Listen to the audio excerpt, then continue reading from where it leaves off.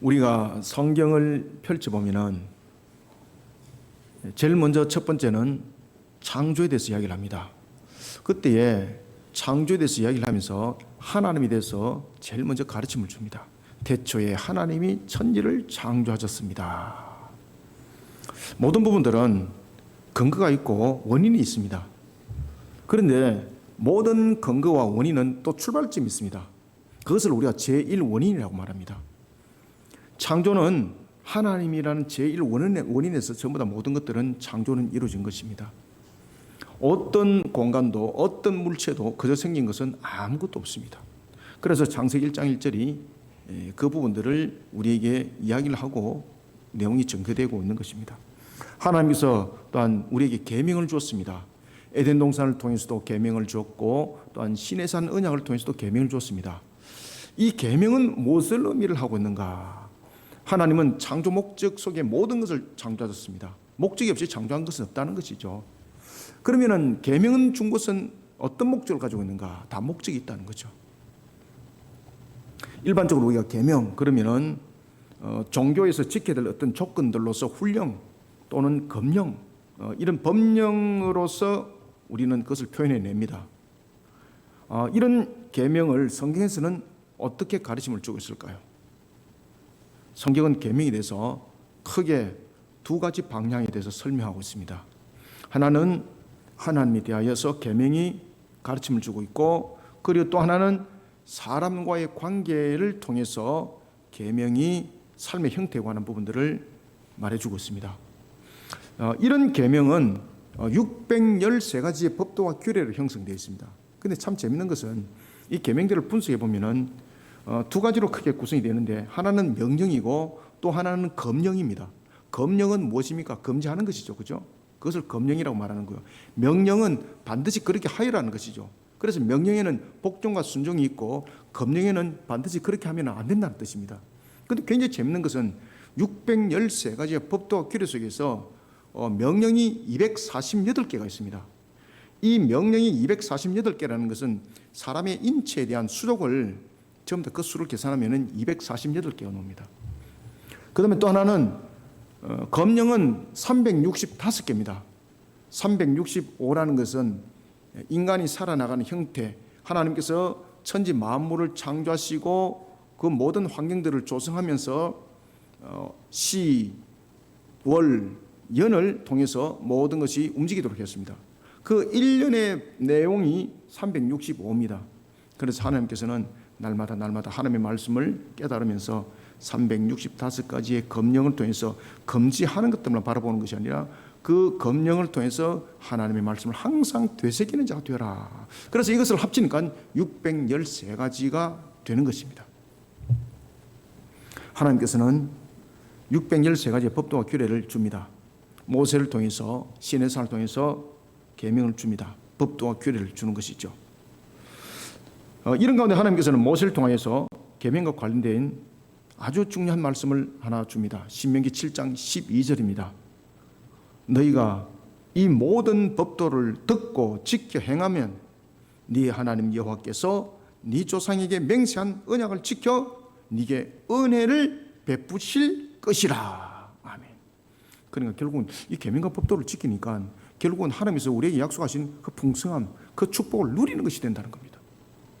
우리가 세상은 보면은 어떤 규제와 어떤 법들은 사실은 축복이라 말할 수 없는 거죠. 규제죠, 그죠? 그런데 하나님께서 우리에게 주신 248개의 명령과 365가지 검령은 울타리인데 이것이 올무가 아니고 이것을 지켜나갔을 때 하나님께서 축복하신 것을 마음껏 누리게 된다는 것입니다.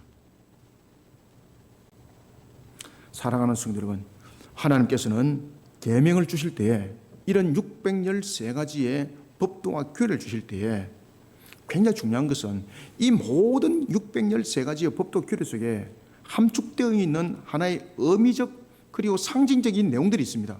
그것은 무엇인가 하면 거룩입니다.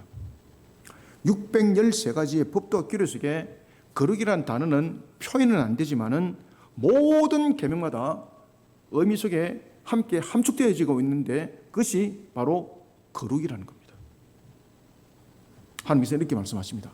내가 거룩하니 너희들도 거룩하여라.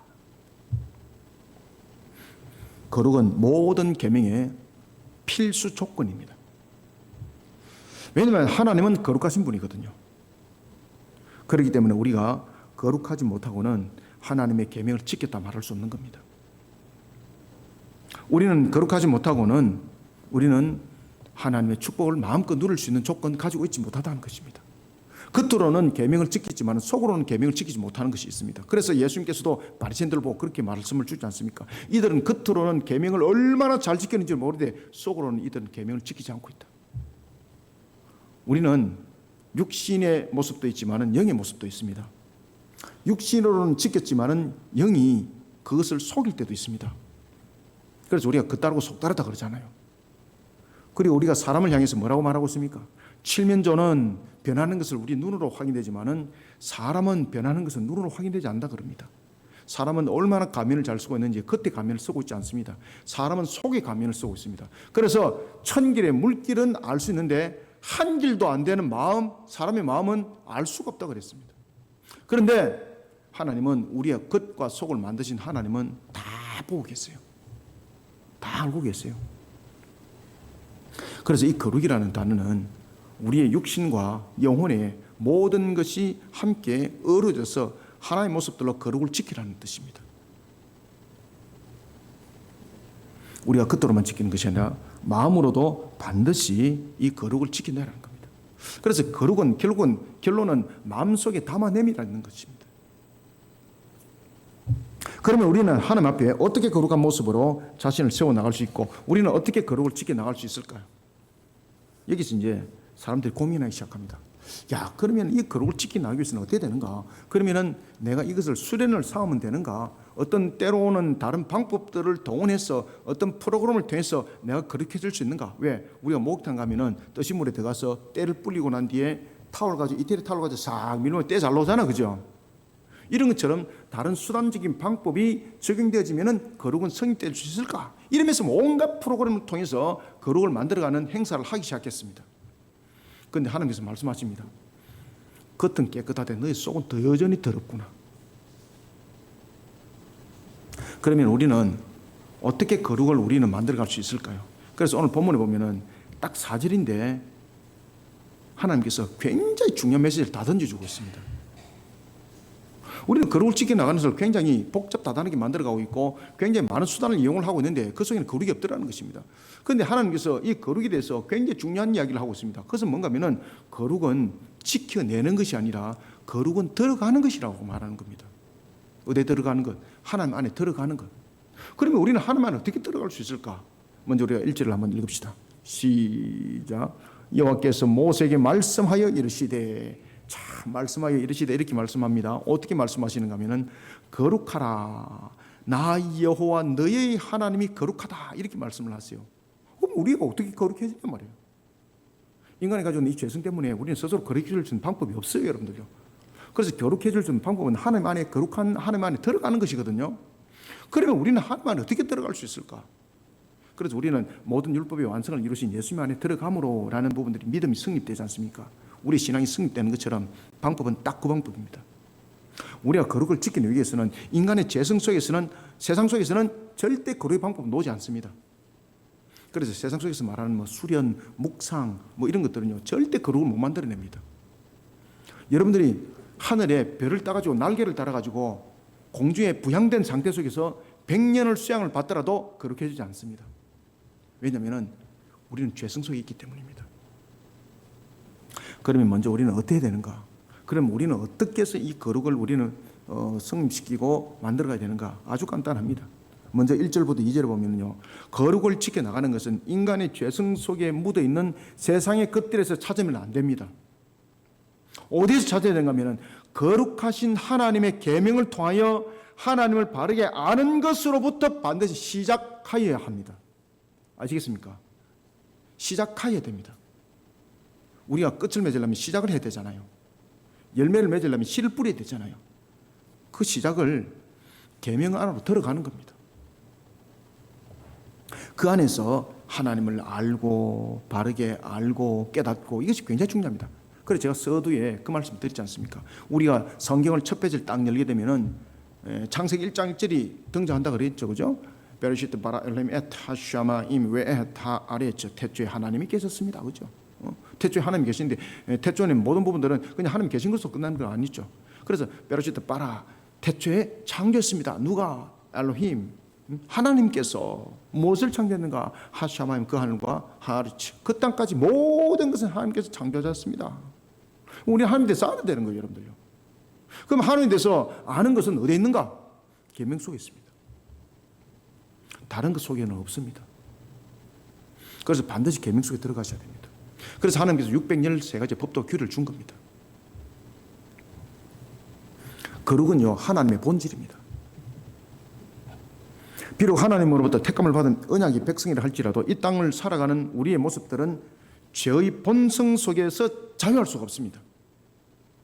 비록 택한 백성이라 할지라도 구원받은 자라 할지라도 완전 구원이 이루어지기 전까지 다시 말씀드리면 새하늘과 새 땅이라는 그 역사의 시련이 이루어지기까지 또다시 말씀드리면 백보자 심판대에서 결판이 나기까지 완전 구원은 이루어지지 않는 상태거든요. 여전히 불완전 구원이거든요. 이 상태 속에서 인간의 죄의 본성은 활개를 치게 되어 있습니다. 그래서 우리 자체적으로는 어떤 거룩도 우리는 품어낼 수 없습니다. 그래서 인간 세상 모든 우리가 우주 모든 것을 통틀어서 세상은 거룩함을 담아낼 수 있는 그릇은 한 종지도 안 됩니다. 한 방울도 없습니다. 전부 다 죄성 속에 묻어 있습니다. 거룩이라는 것은 죄성이라는 것이 0.00001%도 없는 것이 거룩이라고 말하는 겁니다. 아시겠습니까? 티끌조차도 하나도 없는 것. 그래서 100%를 거룩이라고 말하는 거예요. 우리가 순금이라고 말할 때에 100% 아니잖아, 그죠? 아무리 잘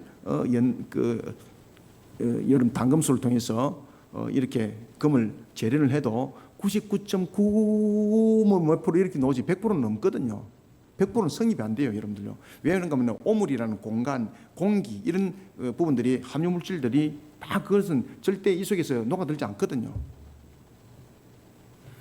우리의 모습들이 그렇습니다.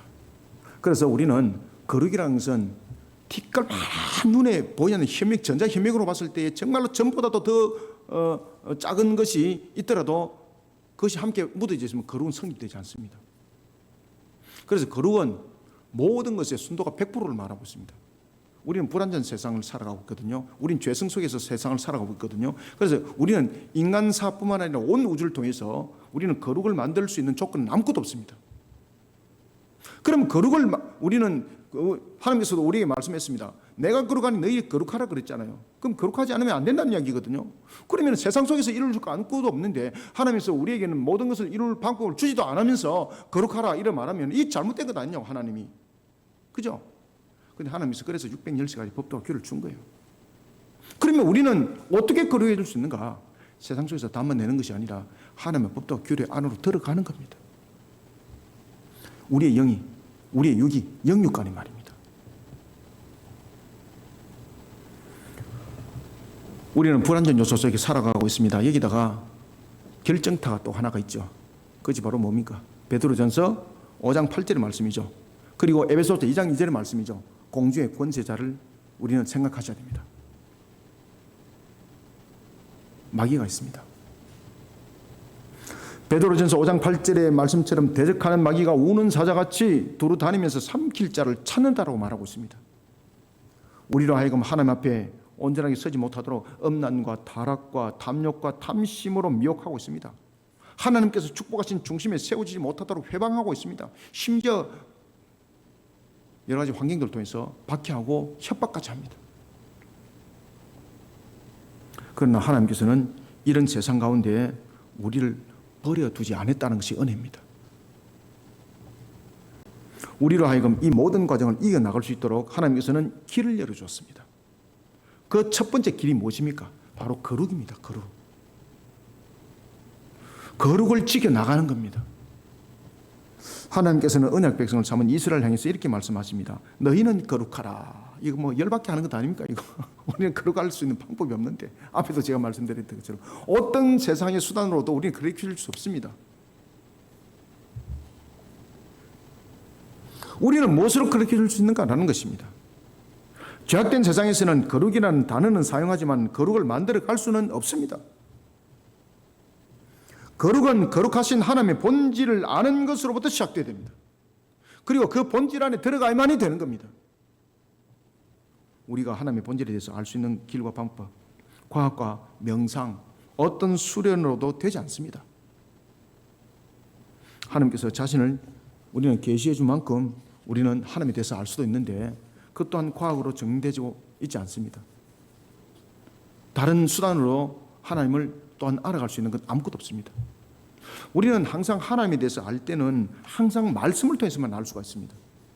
다른 수단을 통해서 하나님에 대해서 이야기를 하는 것은 전부 다 우리를 미혹하는 영에 의해서 속임을 당할 수 있는 하나의 프레임이 될 수가 있는 겁니다. 출애굽기 19장 6절에 하면은 하나님께서는 이스라엘을 제사장 나라가 되게 하셨고 거룩한 백성이 되게 하셨습니다. 이런 이스라엘을 향해서 명령합니다. 너희는 거룩하라. 자, 여러분들, 하나님께서 그들 제사장으로 제사장 나라로 삼았잖아요. 거룩한 백성으로 삼았잖아요. 그럼 여기서 끝난 거지 않습니까? 근데 하나님께서 너희는 거룩하라고 말하고 있는 거예요. 이게 뭔가 하면은 우리에게 구원은 일어나되 이 땅에서 완전 구원은 지금 성립이 안 된다는 겁니다. 왜? 완전 구원은 죄와 구원을 완전히 판결 짓는 100% 심판대에서 갈라지는 그 순간 우리가 새하늘과 새 땅이라는 천국에서 살아갈 때 완전 구원 속에서 우리는 완전 거룩으로 살아가는 겁니다. 그런데 그것을 아시는 하나님께서 너희는 거룩하라고 말하는 것은 이게 잘못됐지 않느냐라고 반문할 수 있습니다. 그런데 거룩하라는 부분에 대해서 우리가 거룩할 수 있는 방법은 없고 어떤 부분들로도 세상 속에서는 거룩하게 만들 수 있는 수단도 없습니다. 그러면 하나님이 불의한 분이잖아요. 그런데 여기서 하나님께서 핵심적인 답을 이미 던져주었습니다. 그것이 바로 613가지 법도와 규례입니다.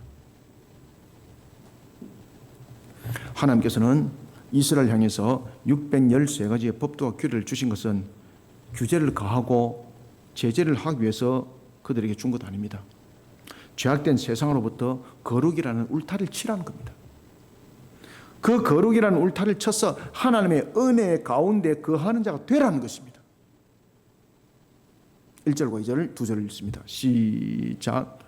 여호와께서 모세에게 말씀하여 이르시되 너는 이스라엘 자손이 온 회중에게 말하여 이르라. 너희는 거룩하라. 이는 나 여호와 너희의 하나님이 거룩함이니라. 아멘. 사람은 실수할 수 있습니다.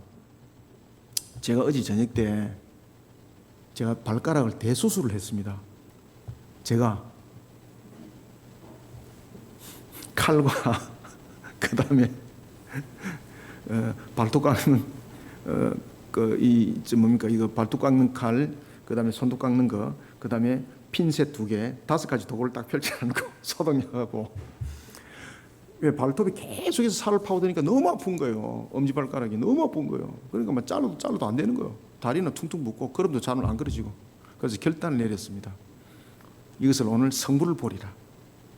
그런데 끝까지 이제 한 30분 땀을 뻘뻘 흘리면서 식은 땀을 흘리면서 팠는데 발가락에서 피는 나고 이제 지혜를 시키면서 했습니다. 발가락이 이게 날카로운 칼날처럼 발톱이 파고들어간 이 부분도 이제 안 되는 거예요. 빼패 있어가지고.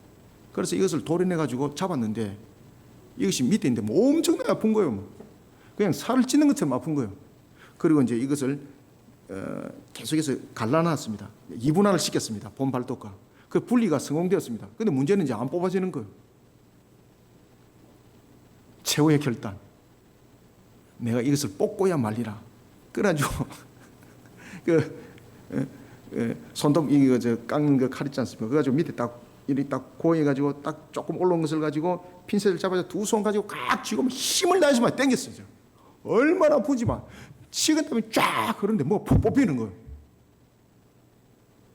발톱이 뽑혔습니다. 살점과 함께 떨어지는데 와. 그래서 제가 오늘 새벽기도 내려올 때 못 내려올 뻔했습니다. 너무 아파가지고 새벽기도 내려오는데 한 30분 걸렸습니다. 걷지를 못하니까 다리를 그냥 절절 끌고 왔습니다. 지금 서 있는 것도 대단한 겁니다. 지금 우리는 잘못하면은 이런 사고를 치는 겁니다. 아시겠습니까? 우리는 내가 할 수 있다라고 했지만은 그 방법이 최악의 방법이 될 수도 있어요. 그래서 우리가 보면은 진료는 의사에게, 약은 약사에게 그게 필요하더라고요. 그게 내가 돌팔해야 돼가지고 어저께 막 발톱을 뚝 뽑아가지고 와 이만큼 막 줄기가 제가 충격을 받아가지고 살점하고 같이 떨어졌는데 우리 사모님은 그것을 보는 순간 너무나도 징그럽다고 그러고 밤에 잠을 못 자는 거예요. 너무 아파가지고. 그 오늘 이제 새벽기도 마치고 집에서 이제 밥 먹고 야 이거 어떻게 하냐 이거 걸어갈 수도 없고 어떻게 하지?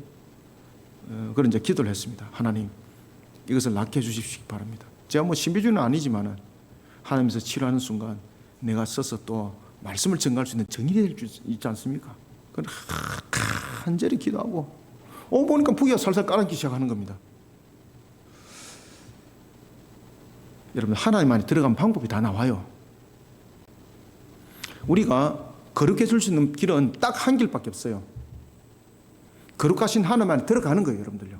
하나님께서 우리에게 거룩한 울타리를 쳐줬잖아요. 이 613가지의 법도와 규례 울타리 안에 들어가셔야 돼요. 들어가지 않고 밖에만 뺑뺑 밑돌면은 어떤 수단과 방법을 가지고 내가 신앙이 100년 했는데 100년 아니고 1000년 해도 똑같습니다. 여우도 1000년 지나면 뭐 별의별 짓 다 한다 그러잖아요. 뭐 살지도 않았지만은. 그래서 저와 여러분들이 반드시 기억해야 될 것은 항상 거룩 안에 우리는 거룩 안에 들어가야 된다는 것입니다. 거룩은 하나님을 향한 우리의 모습을 설명하고 있습니다. 우리가 하나님을 향해서 어떻게 거룩하게 설 수 있는지 그 길과 방향을 제시하고 있는 곳은 오직 하나 하나님께 주신 계명 가운데입니다. 레위기 10장 1절과 2절은 우리에게 굉장히 중요한 하나의 예를 주고 있습니다. 레위기 10장 1절과 2절을 보면은 아론의 두 아들이 등장합니다. 나답과 아비후죠. 나답과 아비후가 하나님께서 제사장으로 세웠습니다. 그리고 그들에게 법도와 규례를 줬습니다. 분명히 하나님께 드리는 예물의 향기 뿐만 아니라 그 모든 법도에 대해서도 하나님께서 가르침을 줬습니다. 그 법을 지키라는 거죠. 그런데 이들이 세상 방법을 쓴 겁니다. 다른 불을 들인 겁니다. 거기다 독수까지 마셨습니다. 나답과 아비후가 어떻게 됐을까요? 하나님께서 명하지 아니한 다른 불을 담아서 여호와 앞에 분향하다가 그 불에 삼킴을 당해버렸습니다. 죽어버린 거죠. 충격적인 사건이 벌어졌습니다. 여러분, 거룩을 지켜나가는 것은 인간의 죄성 속에 묻어있는 세상에서 찾아지는 수단과 방법으로는 안 됩니다. 거룩하신 하나님의 계명을 통하여 하나님을 바르게 아는 것으로부터 반드시 시작하셔야 됩니다. 이 사실을 우리 모두 명심해야 됩니다.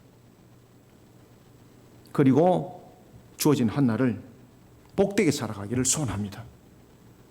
그 다음에 두 번째는 우리는 어떻게 거룩해질 수 있는가? 우리는 계명을 지키면서 거룩해질 수 있는 거거든요. 그러니까 계명 안에 들어가야 되는 거예요. 그러면은 제일 먼저는 그 출발은 계명 안에 들어가는 거죠. 그 속에서 하나님이 어떤 분인가를 아는 거예요. 그런데 또 재미있는 말씀을 주고 있습니다. 그러면 우리는 그 거룩을 어떻게 어디로부터 시발점을 통해서 그 신앙들을 또한 만들어가야 되는가? 또 이 문제를 또 주시고 있는 거 있습니다. 자, 우리가 거룩해지기 위해서는 하나님의 계명 안에 들어가는 걸 그랬습니다. 그 안에서 하나님이 어떤 분인가를 알고 그 주신 말씀대로 우리 지켜 준행함이라 그랬습니다. 또 하나는 우리가 거룩해지기 위해서는 가장 중요한 것은 오늘 난주에 이제 뒤에 보면은 3절과 4절 속에서 굉장히 중요한 말씀을 하나 주고 있는데 그것은 부모의 공격을 말하고 있으면서 안식일 딱 이야기를 하고 있어요. 안식일이 원래 4계명이고 부모 공격 5계명이잖아요. 그런데 부모 공격 5계명을 먼저 이야기를 하고 뒤에 안식일 이야기를 해요. 어떤 이유일까? 이걸 면밀하게 잘 검토하셔야 됩니다. 이게 뭔가 하면은 거룩해지는 길의 방법입니다. 주목하시길 바랍니다. 이게 예사롭지 않습니다. 아시겠습니까? 그래서 하나님께서 계시해 주니까 우리가 깨닫는 거예요. 우리는 두 번째 3절을 통해서 거룩을 지켜나가는 것을 하나님께서 우리를 향해 주신 계명을 몸과 마음으로 지켜 준행하는 것으로 실천해 나가야 됩니다. 실천해 나가야 됩니다. 자, 3절을 우리 한번 읽읍시다. 시작. 너희 각 사람은 부모를 경외하고 너희 안식일을 지키라. 나는 너희의 하나님 여호와이니라. 아멘. 자, 이게 한 절로 그냥 읽으면 나가시면 의미가 없습니다. 왜 이 부분이 4계명이 뒤로 가고 5계명이 앞으로 왔을까를 잘 생각하셔야 돼요. 그리고 왜 이것을 거룩하라는 부분들과 함께 연결해서 말씀했을까라는 것입니다. 그죠? 분명히 거룩하라는 부분과 함께 지금 연결해서 말씀을 주고 있는 것이거든요. 그런데 이것을 떨어서 보면은 이게 뭐 거룩과 무슨 관계가 있는가라고 이렇게 여러분 질문할 수가 있어요. 근데 중요한 것은 이게 굉장한 의미가 함축되어져 있습니다. 거룩을 실천해라는 겁니다. 그럼 거룩은 어떻게 실천할 수 있는가? 그것을 가르쳐 준 거예요, 지금 이게. 거룩을 실천하는 것은 멀리 있지 않습니다. 하나님께서는 거룩을 지켜나가는 실천에 대해서 부모를 격려하는 것으로 시작하도록 명령하고 있습니다. 10계명에서도 제5계명이 이런 내용을 다루고 있습니다. 하나님의 법도와 규례를 가정으로부터 실천해 나가라는 겁니다. 왜 그럴까요? 우리가 거룩을 지켜나가는 것이 가정으로부터 시작돼야 된다는 겁니다. 왜 그럴까요? 자, 잘 생각하십시오. 여러분들은 제일 먼저 세상을 태어날 때에 세상의 출발점이 어디였습니까? 예? 부모를 통해서, 그러니까 부모를 통해서 그 출발점이 어디냐고요? 가정이죠. 그죠? 우리가 세상에 대해서 배울 때에 제일 먼저 어디를 통해서 세상을 배웁니까? 가정을 통해서. 모든 출발점이 가정입니다. 모든 출발점이 부모로부터입니다. 그래서 거룩의 출발점을 부모로부터 배워서 가르침으로부터 그 모든 것은 지켜 준행함이 되어야 되기 때문에 5계명이 지금 안식일보다도 지금 앞에서 설명하고 있는 거예요. 사람이 부모로부터 태어난 곳이 가정이고 사람이 태어나서 처음으로 접한 사람이 부모입니다. 모든 것에 의해서 첫 경험을 하기 시작한 곳이 부모고 가정입니다. 하나님께서는 이런 가정을 신앙을 알게 하는 출발점으로 삼으셨습니다. 그래서 여러분 보시면 신명기에 쉐마 들으라 기억나십니까? 자녀를 놓으면은 그 부모는 자녀를 어떻게 하라고? 품에 안았을 때에 그 자녀가 항상 하나님의 말씀을 기억하도록 어렸을 때에 그 뭐 글도 모르는데 어떻게 아이를 가르쳐? 그것이 아니고 이마와 그리고 미간의 손목과 미간에 하나님의 말씀을 새기라 그랬지 않습니까? 그죠? 말씀의 띠를 뜨라 그랬지 않습니까? 아이가 그 글을 모르더라도 왜 그런가 하면은 아이는 글을 모르지만은 아이를 품어서 이해하든 이해 못하든 하나님의 말씀을 늘 흘러보내라 그랬습니다. 아이가 인식을 하든 못하든 하나님의 말씀을 늘 보라 그랬습니다. 왜? 영은 보거든요. 육은 이해를 못하지만 영은 보거든요. 그래서 그것을 우리가 잠재의식이라고 말해요. 우리가 어릴 때에, 저도 지금 어릴 때에 잠재의식이 지금까지 있습니다. 그런데 어릴 때에 아이들이 인식하지 못한 속에서 우리가 교육이라는 것이 있어요. 아시겠습니까? 그래서 에듀케이션이라는 교육은요, 굉장히 다방면적인 측면에서 우리는 교육을 여러분 바라보셔야 됩니다. 이 에듀케이션이라는 교육은 우리의 육신에 대한 바디뿐만 아니라 무엇이 있습니까? 스피리트, 영이라는 부분들에 대한 교육이 함께 첨가된 부분들로서 이루어질 때 이 부분들이 인격적 인성교육이라고 말하는 거예요. 굉장히 중요해요, 여러분들요. 육신은 표현적 교육이지만은 영은요, 잠재적 의식적인 측면에서 교육이거든요. 그래서 우리가 어떤 부분들을 계속해서 어떤 내용들을 털고 잘 때에 자신을 의식하지 못하고 그냥 자지만은 깼는데 뭔가 모르게 내가 뭔가 들은 것 같은데 이러면서 나중에 책을 보면 빨리 이해를 하게 되고 이런 부분들도 있습니다. 모든 부분들은 출발점들이 어디로부터 시작되는 걸 잘 기억하셔야 됩니다. 그리고 아이들이 그 글을 이해를 하든 이해를 못하든 하나님의 말씀으로 늘 그들에게 들려주라 그랬습니다. 아시겠습니까? 이게 뭔가 하면요, 영을 향한 교육입니다. 교육은 육신이 이해를 하지 못하지만은 영은 그것을 잠재적 의식 속에서 인식을 하고 있습니다.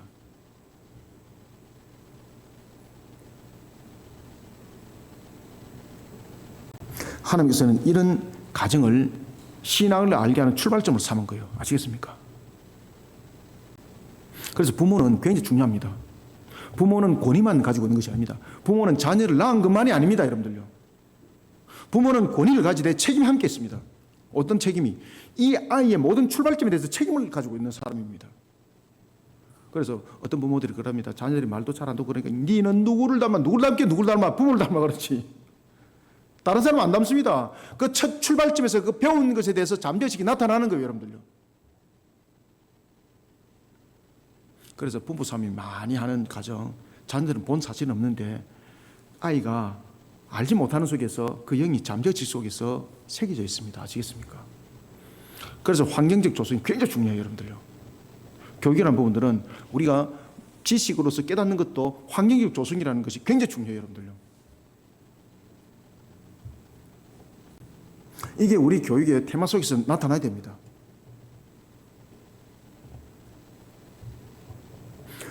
하나님이 무엇을 원하는지 부모를 통해서 하나님을 경외하는 방법을 배워야 돼요, 여러분들요. 그래서 부모는 신앙인이 되어야 됩니다. 그런데 우상 숭배 신앙인이 되면 이 아이를 품는 순간 이 아이를 이제 영으로 죽여나가는 순간이 되는 겁니다. 아시겠습니까? 그래서 신앙인이 되되 하나님을 향한 신앙인이 되시기 바랍니다. 그래야만 이 아이의 영을 강건케 하고 이 아이의 미래를 축복하는 겁니다. 그래서 오늘 본문은 굉장히 중요한 말씀입니다. 이게 누가 알겠습니까? 그죠? 하나님께서 안 열어주면 모릅니다, 이거. 저도 처음에는 잘 몰랐습니다. 왜 이 앞뒤가 바뀌었지? 저는 처음에 질문도 안 했습니다. 그냥 읽어 나갔습니다. 그런데 어느 날 갑자기 또 보니까 이게 왜 앞뒤가 바뀌었지? 질문하기 시작했습니다. 그래서 이것이 왜 거룩과 연결되지? 질문하기 시작했습니다.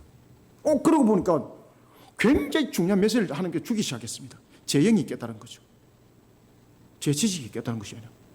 그래서 제가 지금 여러분들에게 말씀을 전가한 것은 제가 영으로서 깨달은 것을 여러분들에게 지금 전가하고 있는 거예요, 지금. 굉장히 중요한 메시지를 지금 던지고 있습니다.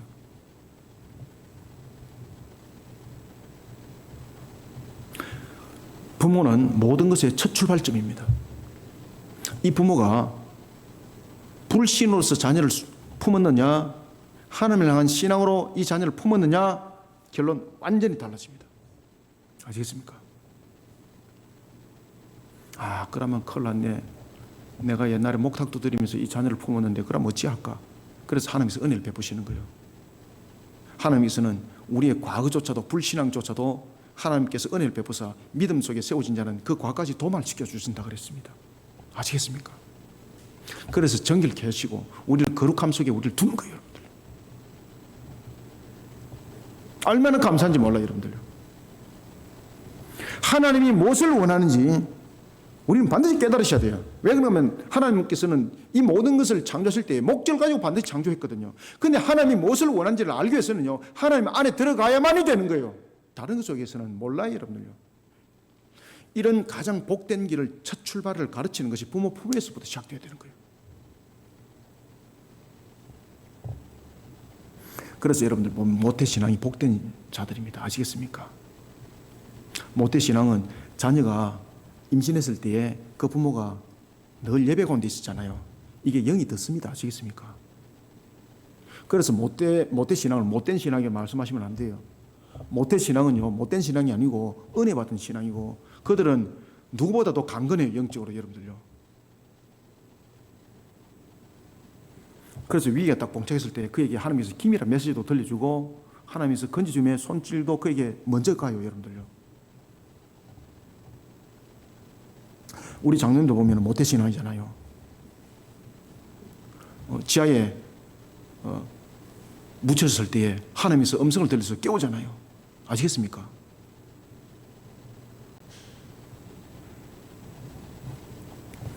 하나님 앞에 바로 서는 것 굉장히 중요합니다. 그 첫 번째 책임자가 누구라고요? 부모입니다, 부모.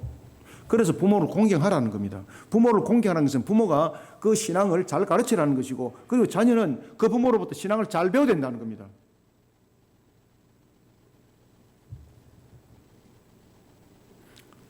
하나님 앞에 바로 서게 하는 첫 번째 책임자, 부모라는 것, 그것이 부모의 경외에 함께 포함이 되어 있습니다.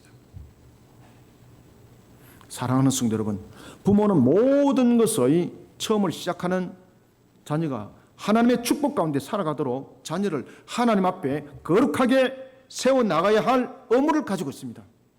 아시겠습니까? 그래서 거룩과 연결되는 거예요, 지금 이게. 반면 자녀는 부모로부터 하나님에 대해 가르침을 받은 대로 자신을 세상으로부터 거룩히 구별해내야 한다라는 또한 의무가 있는 겁니다. 그 실천이 어디로부터 이루어지겠습니까?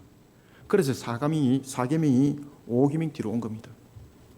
가정으로부터 이제 배웠다면은, 그 신앙을 배웠다면은 거룩에 대한 실천은 어디로부터 우리는 실현해 나가야 되는가? 안식일을 지키는 거룩으로부터 출발해라는 겁니다. 자, 3절을 다시 읽습니다. 시작. 너희 각 사람은 부모를 경외하고 나의 안식일을 지키라. 나는 너희의 하나님 여호와이니라. 아멘. 출애굽기 20장 8절은 증가합니다. 안식일을 기억하라. 그리고 거룩하게 지키라. 하나님 나라의 백성의 실질적인 삶은 안식일 가운데 있습니다.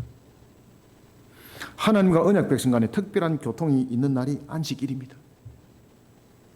그러니 출애굽기 16장 29절에 의하면은 하나님께서는 이 날을 위해서 제6일째 양식을 갑절로 주셨던 겁니다.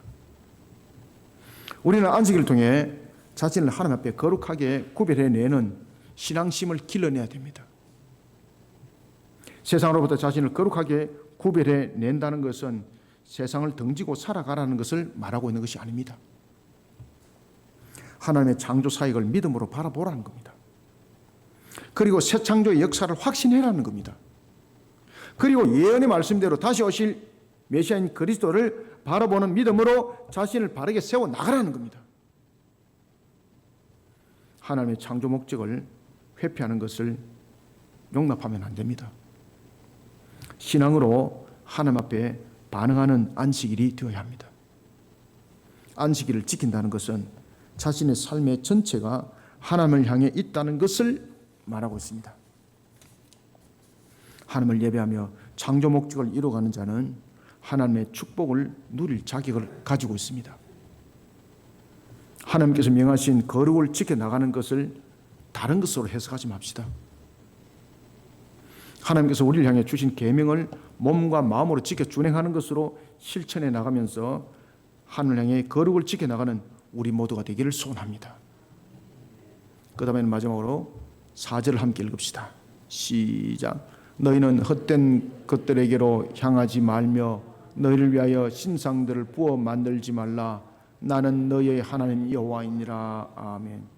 자, 우리가 거룩을 지켜나가는 것은 제일 먼저 하나님께서 우리에게 주신 법도와 규례 속에 들어가는 거라 그랬습니다. 그리고 그것을 지키는 것이 굉장히 중요하다. 그 실천은 바로 가정으로부터 시작되는 것이다. 그리고 가정으로부터 실천을 이루면서 우리가 실질적으로 이것을 거룩을 지켜나가는 것 속에서 가장 중요한 것은 안식일의 준행이다. 그리고 또 하나는 결론입니다. 열매입니다. 열매를 맺을 때에 4절 거룩을 지켜나가는 것이 헛된 우상을 향하게 되면은 엉뚱한 이제 열매를 맺게 되는 겁니다. 자, 이게 나중에 뒤에 제가 나중에 솔로몬으로 나중에 한번 여러분들에게 말씀을 드리겠습니다. 이 지금 4절은요 솔로몬의 그 행위와 바로 연결이 됩니다.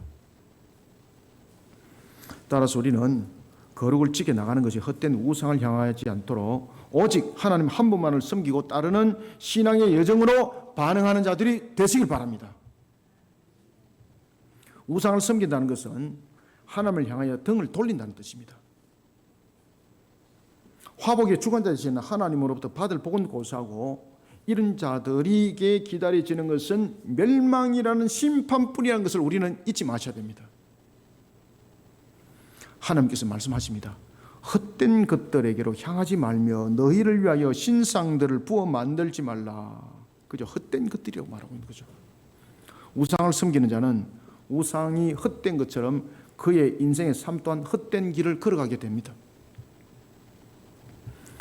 예레미야서 18장 17절과 18절의 말씀처럼 그는 두려움에 사로잡히게 될 것이고 그리고 영원한 웃음거리가 될 것입니다. 심지어 재난의 날에 하나님께서 그의 얼굴을 보지 않습니다. 예레미야서에서 그 이야기를 하고 있습니다. 재난의 날에 내가 그를 향해서 얼굴을 보지 않고 등을 돌려버리겠다. 복은 고사하고 수치를 당할 것이고 하나님의 은혜가 완전히 거둬지는 역사가 일어날 것을 말하고 있습니다. 우상 숭배는 본질적으로 하나님을 대적하는 행위입니다. 저는 하나님을 대적한 적이 없어요. 저는 그냥 다른 신을 섬겼을 뿐이에요. 이렇게 여러분 긍정적으로 여러분들은 논리적으로 말할 수 있습니다. 그것은 여러분들이 그렇게 말할 뿐입니다.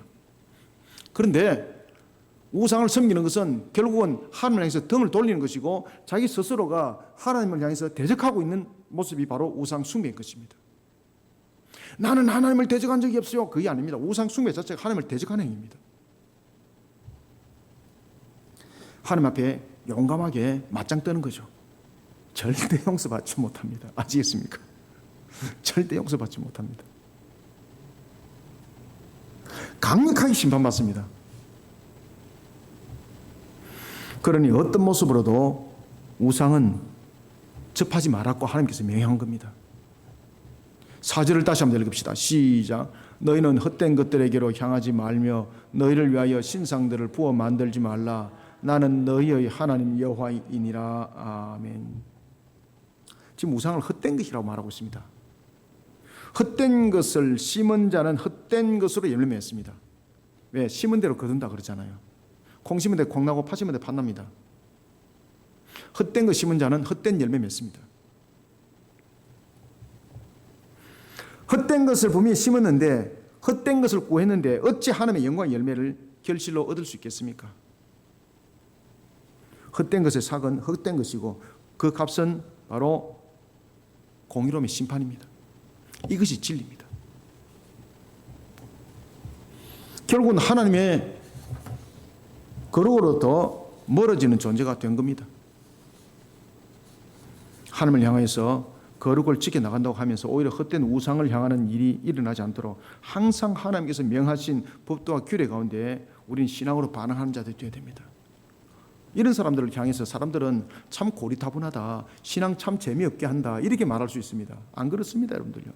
신앙의 본질 안에 한번 들어보십시오. 얼마나 재밌는지 모릅니다. 하나님의 법도와 규례를 지키는 것이 얼마나 행복한지 모릅니다. 하나님께서 영으로 말씀해 주세요. 심지어 자면서도 하나님께서 위로해 주시고 응원해 주세요, 여러분들요. 제가 요셉은 아니지만 제가 1년 360일 제가 꿈꾸는 사람이라고 그랬잖아요. 때로는 어떨 때는 꿈꾸다 막 싸우기도 하고 막 그래가지고 나중에는 뭐 싸우다 보니까 막 제가 이제 늘 이렇게 조그만한 그 상을 펴놓고 책을 올리는 데가 있거든요. 그 어느 날 새벽에 일어났는데 보니까 상이 제 옆에 없고 저 멀리 가가 있더라고요. 그럼 이제 꿈꾸다가 이제 싸웠다는 뜻이죠. 발길질도 하고 막. 그 나중에 보니까 다리도 아프고 막 그렇더라고. 우리가 영적인 존재라는 것을 반드시 인식하셔야 됩니다. 우리는 영육간의 존재거든요. 하나님을 향한 신앙 매우 중요합니다. 우리가 거룩을 지켜나가는 것 매우 중요합니다. 우리가 헛된 우상 속에 젖어들게 되면요, 마귀가 우리를 간섭하기 시작합니다. 나는 마귀와 결탁한 적 없어요. 나는 부적도 붙여놓으면서 마귀를 늘 쫓아보내요. 귀신들 쫓아보내요. 죄송합니다. 그거 다 가짜입니다. 자신이 믿고 있는 우상 자체가 마귀가 파송해 나온 그 타락한 천사들을 믿고 있는 겁니다. 아시겠습니까? 그러니까 귀신 쫓아보낸다고 부적 붙여놨지만 귀신과 늘 함께하고 있는 겁니다. 그 모습만 그렇게 해놓고 있는 겁니다.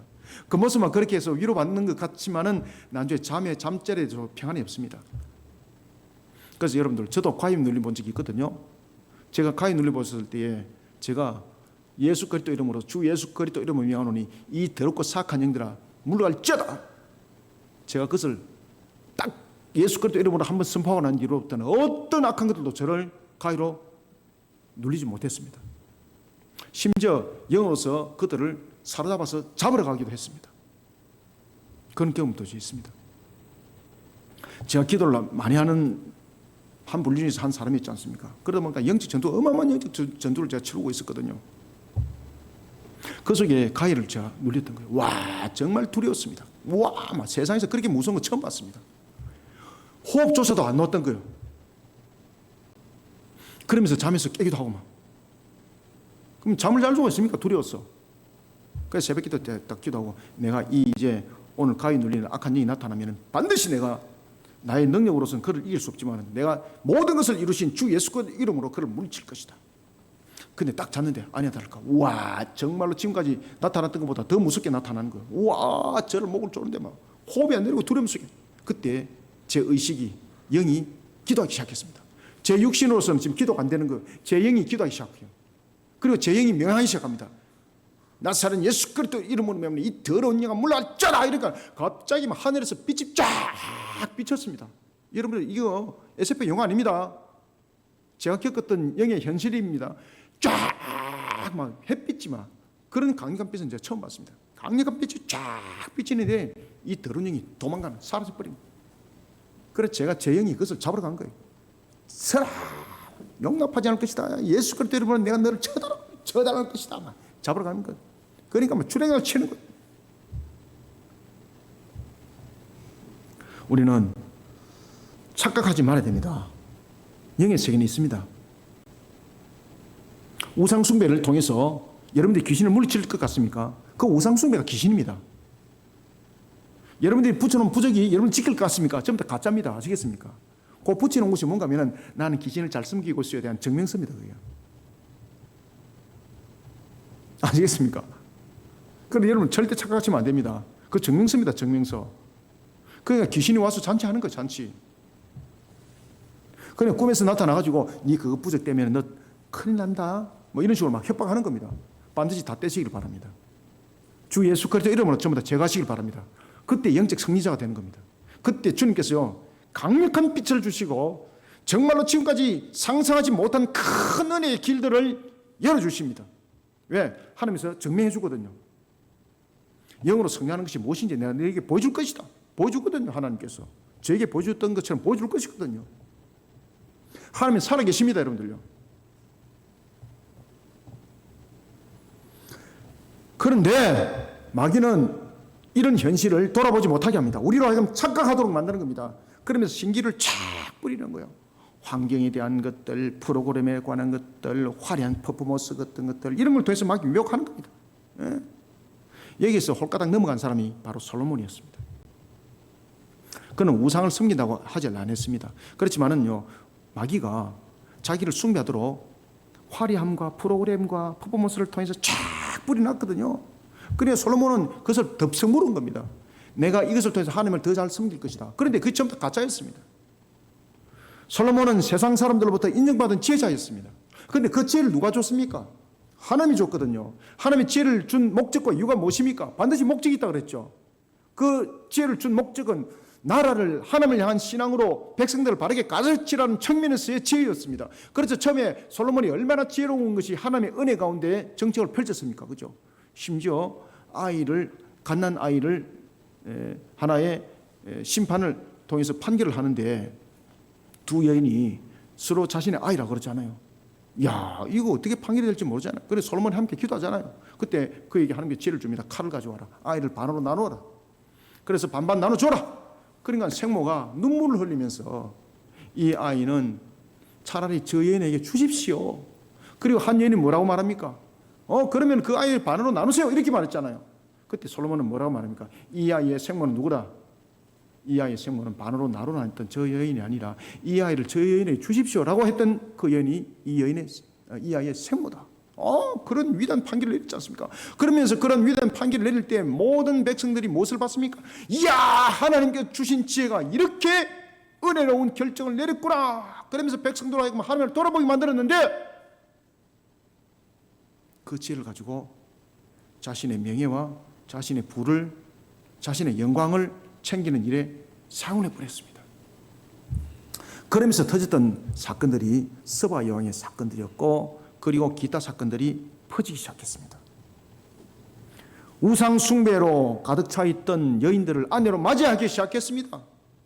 심지어 우상의 신전을 짓기도 했습니다. 하나님을 섬긴다고 했지만 솔로몬의 길은 헛된 우상을 향하고 있었습니다.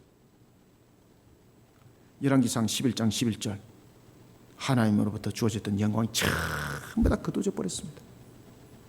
하나님께서 말씀하십니다. 네가 내 언약과 내가 네게 명령한 법도를 지키지 아니하였으니 내가 반드시 이 나라를 네게서 빼앗아 네 신하에게 주리라. 이 말씀대로 BC 930년 나라가 둘로 나눠져 버립니다. 남유다와 북이스라엘로 말입니다. 남유다는 솔로몬의 아들이었던 르호보암, 그리고 10지파 반이 있는 북이스라엘은 바로 여로보암 1세가 북쪽 왕이 되는 겁니다. 그 출발점이 바로 솔로몬의 우상 숭배였습니다.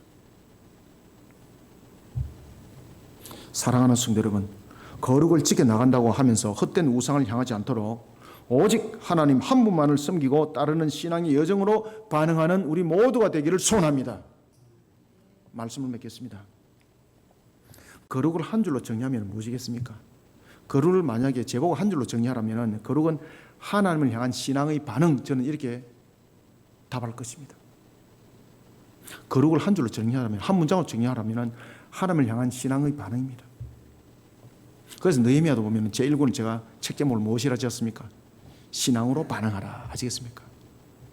그게 제 신앙의 고백입니다. 제가 느헤미야 시리즈 1, 2, 3권에 보면 책 제목들이 전부 다 제 신앙의 고백입니다. 전부 다. 거룩은 하나님의 법도와 규례를 떠나서는 성립될 수 없습니다. 거룩을 세상 방법으로 말하는 것 자체가 미혹이고 헛된 것을 쫓는 일입니다. 소망 없습니다. 하나님께서 축복하실 복 누릴 자격 없습니다. 하나님께서 명하신 계명을 지키면서 신앙으로 반응한 자가 왜 복이 있겠습니까? 예수 그리스도 안에서 거룩을 지켜간 자, 로마서 6장 22절은 증가합니다. 영생을 얻을 것이라고 말합니다. 거룩은 너무나도 중요합니다. 613가지 법도 규례 속에 전부 다 있습니다. 하나님의 계명을 지키면서 거룩을 지키지 않는 자 기업이 없습니다. 거룩을 지킵시다. 하나님 안에 녹아듭시다. 613가지 법도 규례는 올무가 아닙니다. 우리를 축복하신, 우리를 지키는 울타리입니다. 우리는 거룩을 만들어갈 때에 가정으로부터 모든 것들을 그 출발점을 이루가고 가정으로부터 울타리를 만들어가는 우리의 거룩이 되시기 바랍니다. 그리고 또한 우리는 안식일을 지키는 것을 통해서 그 거룩을 정리해냅시다. 그리고 어떤 우상도 함께하지 않은 속에 거룩을 품어나갑시다. 이런 자 하나님께서 축복하신 그 열매를 반드시 누리게 됩니다. 생육하고 번성하고 땅에 충만하여 이 복된 말씀이 우리 속에 임할 줄 믿으시길 바랍니다. 주님께서도 말씀하셨습니다. 신명기 28장에서도 우리에게 이미 선포하고 우리에게 말씀을 주었습니다. 하나님의 말씀 속에 거룩 속에 저도 들어간 자 무엇을 행하든지 복되게 할 것이다. 온 가족뿐만 아니라 그 후손에게까지 내가 복을 내릴 것이다. 왜? 하나님은 복의 주권자거든. 손대는 것마다 복되게 할 것이다. 심지어 기르는 덜짐승조차도 내가 축복할 것이다. 이런 은혜가 거룩을 만들어가는 저와 여러분들, 우리 모든 성도들 가운데에 일어나기를 주님의 이름으로 축원합니다. 하나님 감사합니다. 주님께서 오늘도 우리에게 주신 말씀 생명의 꼴의 양식인 줄 압니다. 살아서 움직이는 생명의 말씀인 줄 압니다. 오늘도 우리에게 거룩하이라 하나님께서 말씀하셨습니다. 내가 거룩하니 너희가 거룩하여라. 어찌 우리가 세상의 방법으로 거룩이 만들어지고 세워지겠습니까? 하나님께서 그 모든 것을 이루심이오니 주여 오늘도 우리는 이 말씀에 기억합니다. 이 말씀에 인격적으로 움직이길 원합니다. 성령님 도와주시옵소서. 하늘의 문을 열어주시고 오늘도 주신 말씀으로 우리로 하여금 힘있게 일어설 수 있게 도와주옵소서. 우리의 부족함과 연약함과 무잠을 아시는 하나님이여 어찌 우리의 모습 속에 하나님의 주신 은혜의 터 위에 스스로 올려설 수 있겠습니까? 도와주시옵소서. 오늘도 주신 말씀으로 우리를 녹여주시고 주신 말씀으로 우리를 신앙의 인격으로 만들어 나가서 하나님 영광 받으시옵소서. 예수님의 이름으로 기도드립나이다. 아멘.